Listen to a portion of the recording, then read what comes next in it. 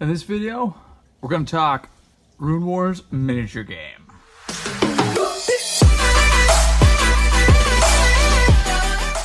So I'm going to fill in the gap between Descent, Journeys in the Dark 2nd Edition, and Blood Rage. And I'm doing it in my basement, so if you hear weird noises, they're probably weird basement noises. So, about sometime in the beginning of last year, I was painting Descent. And I knew that I wanted to paint Blood Rage, but at that point I'd only painted like not even a dozen minis, and I wanted Blood Rage to not look bad. So I figured I need to paint more, because probably the best way to get better at painting minis is to paint a lot of minis. So I was looking around at options, and I found this. This is the Runewars miniature game core box from Fantasy Flight Games. It looks like there's two boxes back there, but one's just the cover and one's the bottom. They did a double art thing, which was kind of cool. So at the time, I think it was like $50, and it had all these minis.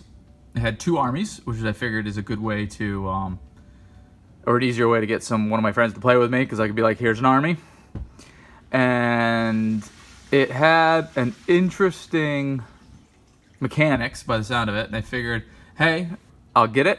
I'll paint a bunch of minis, and if I like it, if I like the mechanics, then it's what seemed at the time, a little foreshadowing there, that this was going to be around for a while. And one of the things I really wanted in a miniatures game is something that I could just add to over time, get a new unit, paint it up, throw it in there.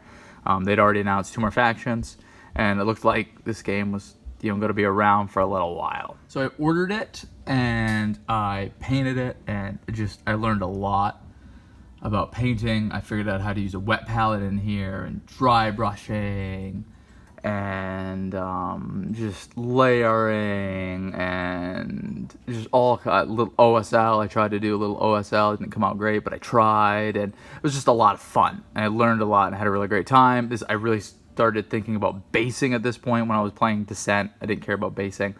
But I was watching one of Sir Astro's videos, because he was painting through this, and he did these grass bases, and I was like, wow, that looks so cool. I bet I could do that, and I did, and so I've been into basing minis ever since. And I was just really happy with that whole process. Then I started playing it, and I got 3 or 4 of my friends to try it out, and they enjoyed it. And the mechanics were great. Really, really love it. In fact, I still think at this point that mechanically it is one of the best miniature games. Because, so like take this guy here for example. This is the Rune Golem. I really enjoy him. And he comes with this card. And so on this side of the card, it gives you all the information that you need for building the Rune Golem. The number of trays of Rune Golems that you can have. I'm not going to go into all the details, but and then the front face, how much it costs, and then available upgrades as it gets bigger, and there's upgrade cards that you can attach to it. And then this side is everything you need to play with the Rune Golem. Defense, how much health he has, special abilities, types of attack, types of dice that you roll when attacking with him. So I like that. But what really is interesting is he's got this thing right here. You can tell it's his because that's his profile. And on the other side of this, there's 2 dials. And there's these arrows up top. This dial is actions, and this dial is modifiers that go with those actions. And you'll notice there's these numbers here. These numbers are initiative. So for example, let's say I wanted to do this. And what this combination would mean is,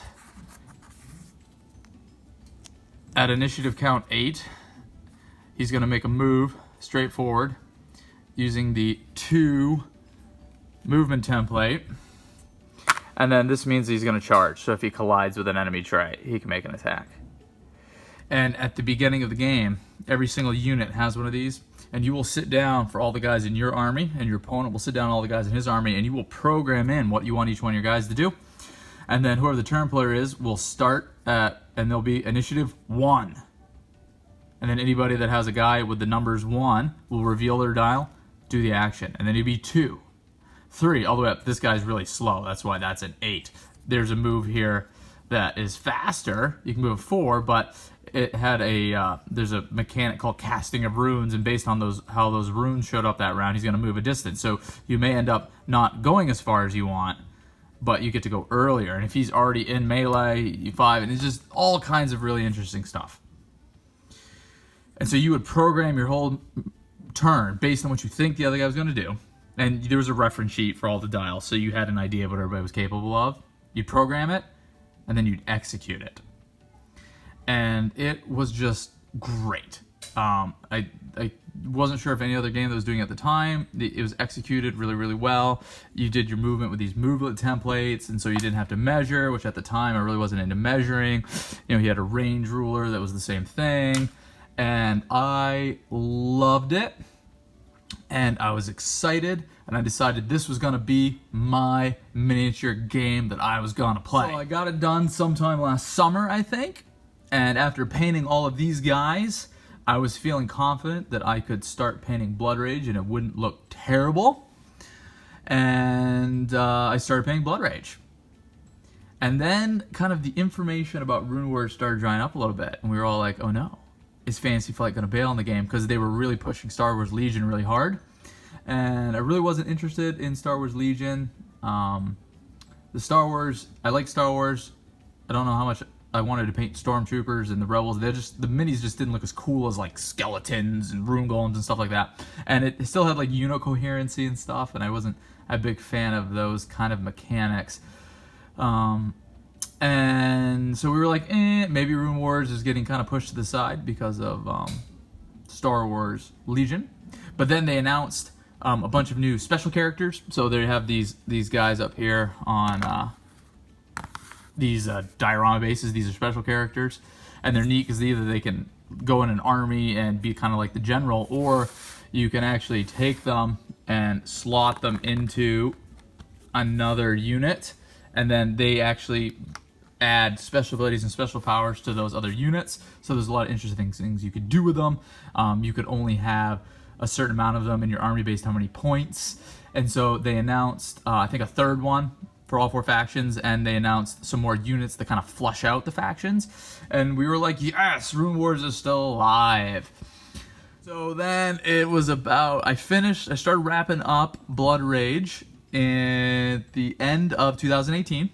I wanted to get it done in time to go to SnowCon, my local con, and play it with a bunch of people that I told I was going to paint it with. So I was excited to show them the game I painted. And I believe it was in January, beginning of January, it might have been earlier, where they officially announced that they were no longer going to support the competitive play of the Runewars miniature game. Which they didn't announce they were going to stop making it, that there was going to be no more product. But we all kind of knew that was it. And since then, I am recording this in July of 2019. So, 6 months later, 7 months later, and there's been nothing. So the Runewars miniature game is most likely dead. And this was a bummer. Again, I've really enjoyed painting it. I was looking forward to painting it more. I was looking forward to getting the other 2 factions, because this chick, one of her army building abilities is that she can field an elf unit. So I was going to get the elf faction and play it with these guys and play it on its own. And then there's a hero for these guys that actually let you take a unit from any other army. So I was going to get the 4th faction, which were like the demon worshippers, and throw them in there. And I had plans.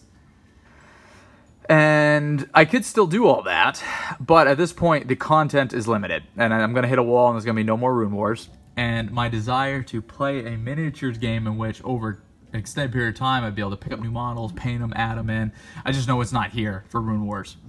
So that's a bummer. There's still maybe a little bit of a future. You can pick up the bits pretty cheap now, because again, everybody thinks it's dead. In fact, it's, I could pick up another core box for like $40, and the other faction starter boxes are cheap. So at some point, if there's a gap in my hobbying, I might pick up some more of this and paint it and pull it out a couple times a year, just because, again, mechanically I think it's great. I wish somebody else would have some sort of mechanic like this whole pre-programming thing. I know Armageddon has a little bit like it, where you're secretly giving orders to all of your units at the beginning, and then that's going to determine a large part of what they're doing. But it doesn't have that initiative piece, and but it's close. But I don't think I can afford to play Armageddon. And I still have all these models, and I've been looking into getting into some of those Osprey skirmish games like Frostgrave, or I've been looking at Ranges of Shadowdeep, and I think these would be really good in that. Some of them, I think even, I was looking at Ragnarok, Heavy Metal Combat, and Viking Age, because I have Blood Rage, which I painted, and that, plus these guys, I could probably be fun. So I think there is a future for these minis. There may be a future even for the game on and off in my hobbying, but I think for the most part, I've had to move on. And Runewars is not going to be my main miniatures game that I'm going to buy and build and paint and play and add to for many years to come. So what is that game? Well, we'll talk about that next time.